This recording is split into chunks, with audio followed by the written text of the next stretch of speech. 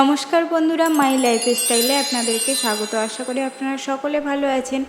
তো আজকে আমি চলে এলাম আরেকটি নতুন রেসিপি নিয়ে। আজকে আমি বানাবো নিরামিষ এগ কারি। শুনে একটু অবাক হচ্ছেন যে নিরামিষ এগ কারি আবার হয় নাকি। তো আসুন দেখে নিই কেমন করে হয়। তো আমি এখানে দুধের মধ্যে ভিনিগার দিয়ে আমি দুধটাকে ছানা কেটে নিয়েছি।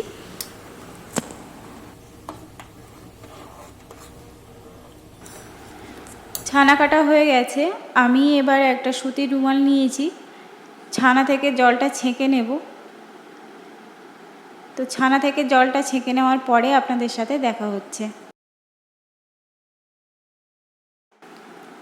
তো ছানা থেকে জল ঝরানোর পরে আপনাদের সামনে ফিরে এলাম।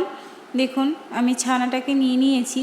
এখন ছানাটাকে আমি 5 থেকে 7 মিনিট মতো আমি ভালো করে মেখে নেব।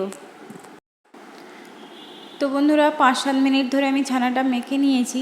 এরপর আমি ছানাটাকে কয়েকটা ভাগ করে নেব। একটা ভাগে সামান্য পরিমাণ লবণ আর সামান্য পরিমাণ হলুদ দিয়ে আমি দুটো কুসুম বানিয়ে নেব। দেখুন এখানে রেডি হয়ে গেছে দুটো কুসুম। এবার ছানার একটা ভাগ নিয়ে আমি কুসুমটাকে এর মধ্যে দিয়ে আমি ডিম্বাকৃতি শেপ দেব।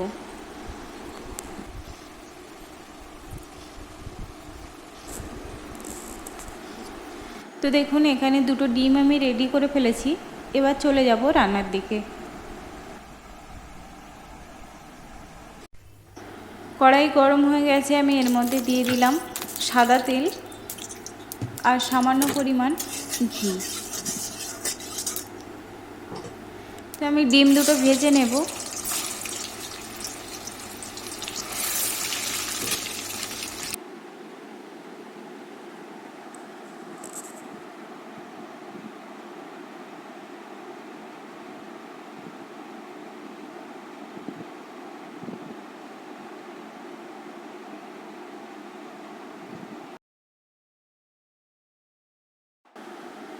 তো বন্ধুরা দেখুন ডিম দুটো ভাজা হয়ে গেছে, আমি ভেজে তুলে নিয়েছি। আর এখানে ভাজা তেলেই আমি দিয়ে দিচ্ছি এলাচ আর দারচিনি। এলাচটা আমি ক্রাশ করে দিয়েছি যাতে ফ্লেভারটা ভালো আসে, সেই জন্য। এরপর আমি দিয়ে দিলাম আদা পেস্ট, তারপর দিয়ে দিচ্ছি টমেটো কুচি।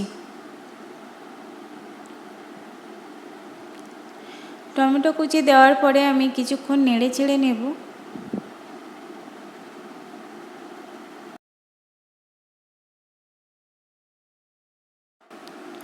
কিছুক্ষণ নেড়ে চেড়ে নেওয়ার পরে আমি এর মধ্যে দিয়ে দিলাম 1/2 চামচ পরিমাণ লবণ, 1/2 চামচ হলুদ গুঁড়ো, 1/2 চামচ লঙ্কা গুঁড়ো আর 1 চামচ পরিমাণ চিনি। এবার আমি একসাথে মশলাগুলোকে কষিয়ে নেব। ততক্ষণে আমার সাথে থাকুন আর দেখতে থাকুন।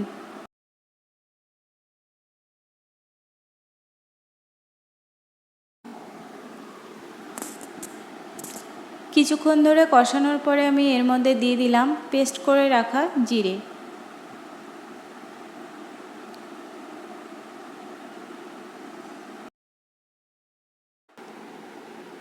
মশলাটা কষানো হয়ে গেছে আর মশলা থেকে তেল ছেড়ে দিয়েছে। তো আমি এর মধ্যে এবার দিয়ে দেব কেটে রাখা আলুগুলো। কেটে রাখা আলুগুলো দেওয়ার পরে আমি ভালো করে কষিয়ে নেব।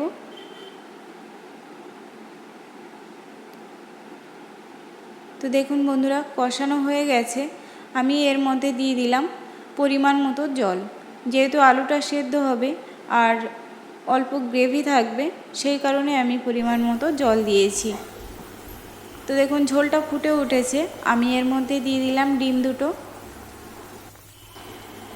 এরপর আমি 5 থেকে 6 মিনিটের জন্য ঢাকা দিয়ে মিডিয়াম ফ্লেমে রান্না হতে দেব। 5-6 মিনিট বাদে আমি ফিরে এলাম রান্নাটা শেষের পথে।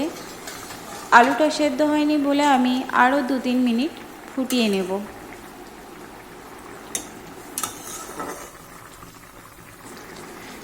বন্ধুরা আমি 2-3 মিনিট আরও ফুটিয়ে নিয়েছি। আলুটা সেদ্ধ হয়ে গেছে। উপর থেকে ধনেপাতা কুচি ছড়িয়ে আমি রেসিপিটি নামিয়ে নেব। আপনারা বাড়িতে এইভাবে নিরামিষ এগ কারি একবার ট্রাই করে দেখুন। আশা করি রেসিপিটি আপনাদের ভালো লাগবে। রেসিপিটি যদি আপনাদের ভালো লেগে থাকে অবশ্যই লাইক কমেন্ট শেয়ার করতে ভুলবেন না। আর আমার চ্যানেলের নতুন বন্ধু হয়ে থাকলে চ্যানেলটিকে সাবস্ক্রাইব করার অনুরোধ রইল। পাশে থাকা বেল আইকনটি ক্লিক করে দেবেন, যাতে আমার চ্যানেলে ভিডিও ছাড়ার পরে আপনার কাছে নোটিফিকেশানটি আগে চলে যায়। তো দেখা হচ্ছে পরবর্তী কোনো নতুন রেসিপি নিয়ে। ততক্ষণে আপনারা সুস্থ থাকবেন, ভালো থাকবেন। ধন্যবাদ।